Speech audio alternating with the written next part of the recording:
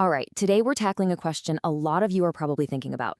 Can you actually find a charming American town to live in without giving up all the perks of a city? We're going to do a deep dive and break down the real cost of living in Powell, Tennessee. So, are you on the hunt for a place that's affordable, has that classic small town vibe, but is still, right next to a major city? It's the search that keeps so many people scrolling through listings late at night. And it's exactly that search that's putting towns like Powell, Tennessee, squarely on the map. Okay, so let's start our journey. Why Powell specifically? When people are hunting for value, what is it that's drawing them to this one particular Knoxville suburb? And here's the big promise, right? It's that classic best of both worlds deal. You get the community feel, but you don't lose the city amenities. So the question is, does this promise actually hold up when you look at your bank account? Let's dig into the numbers. All right, let's get right to the big one, the thing that takes up the biggest chunk of anyone's budget, housing. Let's see what it really costs to put a roof over your head in Powell. Yeah, this is the question, isn't it? What's a typical house actually going to cost you? This is the number that can make or break the whole dream of moving to a new place.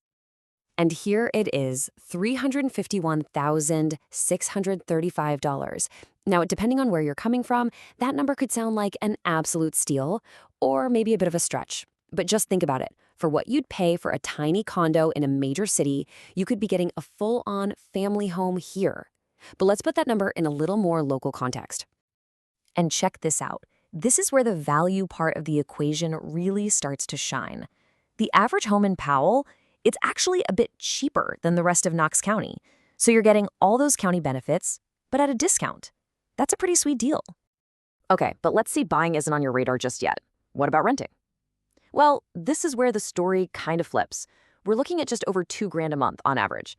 And remember that high demand we mentioned? Yeah, that's pushing rent prices in Powell above a lot of national averages. So this puts you at a crossroads, right? Do you jump into homeownership where the long-term value looks pretty darn good? Or do you pay a bit of a premium to rent in a really popular, high-demand market?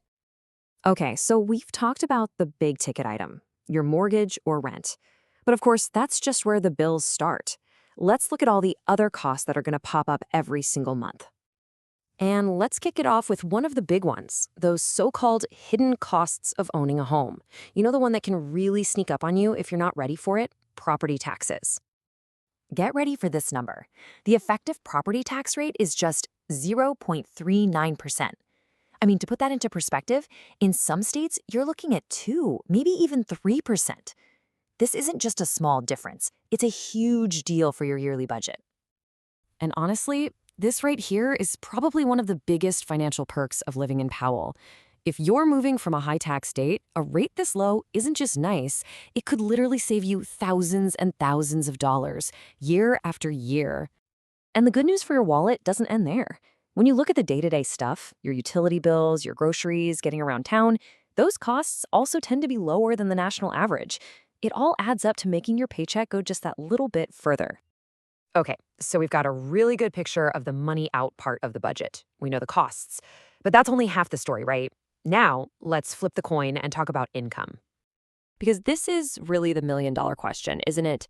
Can the average family actually afford to live here comfortably? Let's connect all those costs we just talked about with what people are actually earning in Powell.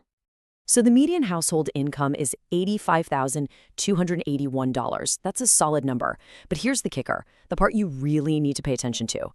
That's a full 25% higher than the average for the whole Knoxville metro area. So not only are costs lower, but people in Powell are, on average, earning more. And that 1-2 punch of higher income and lower costs, that is incredibly powerful. What it means in practical terms is that a lot of working families can actually cover all their bills and still have room to breathe without that constant financial stress you feel in so many other cities. Okay, we've looked at housing, taxes, daily costs, and income. Let's put all the pieces of this puzzle together. Based on everything we've seen, who is the ideal person or the ideal family to thrive in a place like Powell? Well, it seems this financial setup is almost tailor-made for a few key groups. You've got your first-time homebuyers who are just desperate for some value to get their foot in the door. You've got growing families who need more space without breaking the bank. Even renters who love that suburban feel. and of course, folks who are just fleeing those super high-cost states. What do they all have in common? They're all searching for that perfect blend of affordability, community, and convenience. All right, let's bring it all home. What's the final verdict? If you're thinking about a move in 2025, what does Powell really bring to the table? When you boil it all down, Powell's value proposition is crystal clear. It's a place where you can stretch your dollar, build a real life, and raise a family, all while staying connected to the jobs and culture of a city. It's about finding that balance between affordability and opportunity. But all this good news leads us to one really big looming question.